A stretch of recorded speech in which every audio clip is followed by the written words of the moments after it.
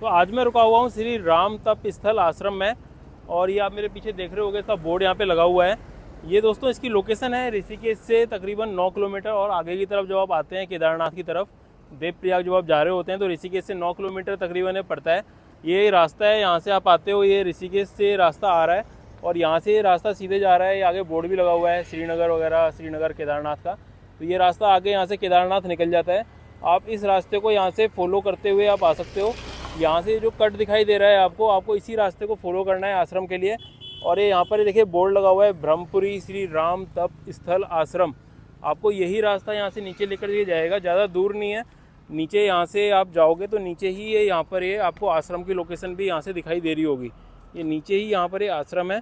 यहाँ पर आप अपने ठहरने की व्यवस्था कर सकते हो और यहाँ पर आप रुक सकते हो। अपना एक रात आपको रुकना है, यहाँ पर दिन में रुकना है तो आप यहाँ पर रुक सकते हो। इसके बगल में यहाँ पर ही है ये ओशो आश्रम, और यहाँ से बगल में ही यहाँ पर एक गंगा नदी का घाट भी है। मैं आपको नीचे चल करके दिखाऊंगा। अभी मैं यहाँ पर रुका हुआ हूँ। यहाँ पर दोस्तों यहाँ पर रुकने का कोई चार्ज नहीं है, पर आप अपनी श्रद्धा से अगर यहाँ पर जो भी कुछ देना चाहते हैं वो यहाँ पर ये ले लेते हैं। बाकी यहाँ पर रुकने का ऐसा कोई चार्ज नहीं है कि फ़िक्स चार्ज यहाँ पर है।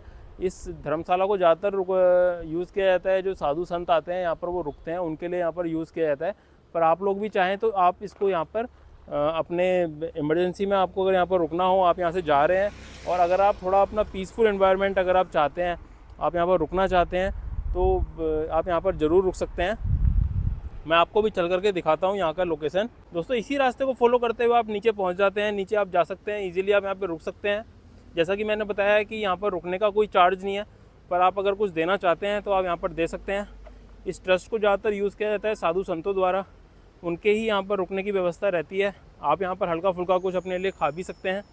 यहाँ पर साधु संत के लिए जो बनता है वही आप भी ले सकते हैं।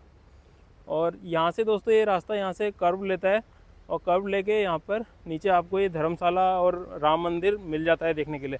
दोस्तों इस जगह की बहुत ज़्यादा इम्पोर्टेंस है हमारी हिस्ट्री के अंदर भी। कहा जाता है कि त्रेता युग के अंदर श्री रामचंद्र ने यहाँ पर ही तपस्या की थी। मैं आपको नीचे चल करके वह गुफा भी दिखाऊंगा जहाँ पर कि श्री रामचंद्र ने तपस्या की थी। अंदर धर्मशाला के अंदर मोबाइल्स वगैरह अलाउड नहीं है। तो दोस्तों जब आप यहाँ पर आ जाते हैं, यहाँ पहुँचने के बाद में आपको ये 2 रास्ते दिखाई देते हैं। लेफ्ट साइड वाला रास्ता जो है ये जाता है ओशो आश्रम के लिए, और जो ये राइट साइड का सीधा रास्ता ये जा रहा है यही जाता है। ये यहाँ पर बोर्ड भी लगा हुआ है श्री राम तप स्थल आश्रम धर्मार्थ ट्रस्ट। तो आपको इसी रास्तों को फॉलो करके नीचे आपको जो दिखाई दे रही है बिल्डिंग वही है यहाँ पर धर्मशाला, और नीचे वहीं पर ही है श्री राम भगवान का मंदिर। यहाँ पर नीचे गंगा घाट के ऊपर एक गुफा भी बनी हुई है, वही मैं आपको दिखाऊंगा, जहाँ पर कि श्री रामचंद्र ने त्रेता युग के अंदर यहाँ पर तपस्या की थी। तो काफ़ी ये बहुत ही इंपॉर्टेंट जगह है। तो आप भी कभी अगर यहाँ से ऋषिकेश होते हुए निकलते हैं तो आप यहाँ पर आकर के रुक सकते हैं। चलिए मैं आपको चलकर एक बार दिखाता हूँ अंदर।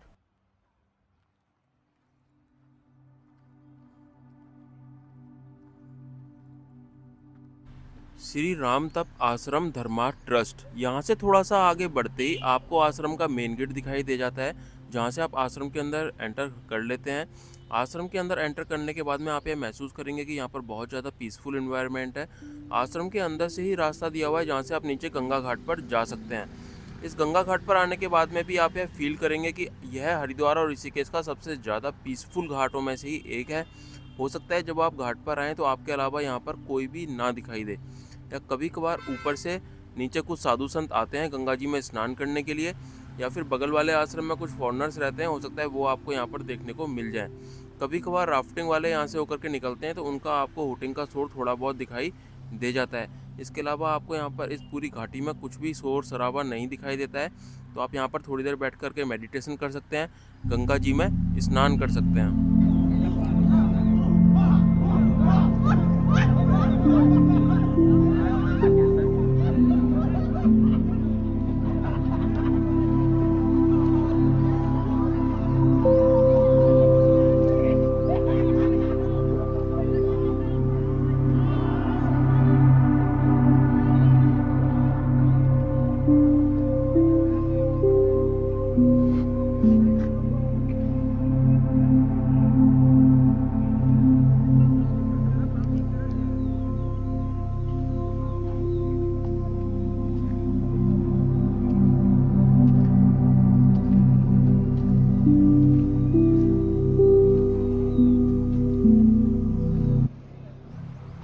अभी मैं दिखाता हूँ आपको वह स्थान जहाँ पर श्री रामचंद्र ने त्रेता युग के अंदर तप किया था।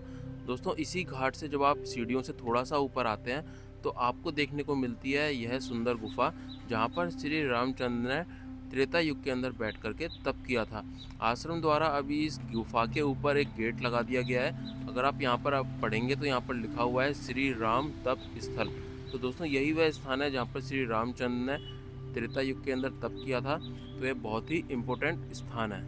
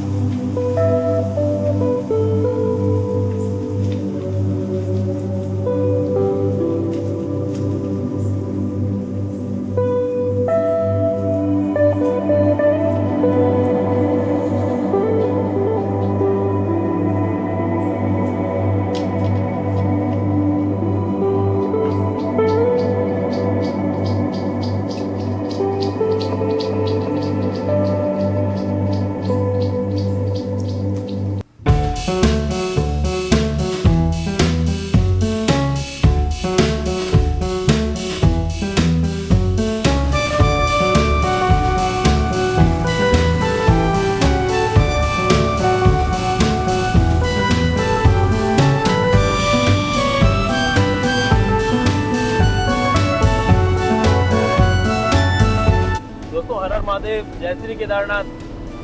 दोस्तों अभी मैं निकल गया हूँ ऋषिकेश ब्रह्मपुरी आश्रम से देवप्रयाग के लिए। और आश्रम से निकलने के बाद में मुझे एक भैया मिले हैं, इन्हीं के साथ ही अभी मैं ट्रक में जा रहा हूँ। और भैया मेरे को देवप्रयाग से पहले कोडियाली तक छोड़ देंगे, उसके आगे फिर मैं देवप्रयाग के लिए निकल जाऊँगा।